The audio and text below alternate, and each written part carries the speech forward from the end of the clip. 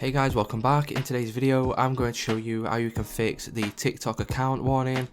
So first of all, what I'm going to do is head over to my TikTok, and I just want to start off by saying that if you've got a warning on your account, the likelihood is that you've obviously violated some sort of TikTok terms and services or community guidelines. But if you haven't actually violated any of TikTok's community guidelines, what we can do is we can head over to our profile, click on the three lines in the top right hand corner, and then once we click on this, select the settings and privacy option.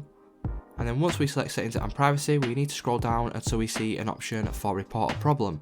And then once we have clicked on that, we can scroll all the way back down to the bottom of the page and then click on submit a report. So once you go obviously on this page right here, what we can do is we can report a problem to TikTok support team. So all you need to do is put something like this. So just something simple like this. So I have an account warning, although I didn't violate any community guidelines. Could you remove the warning from my account?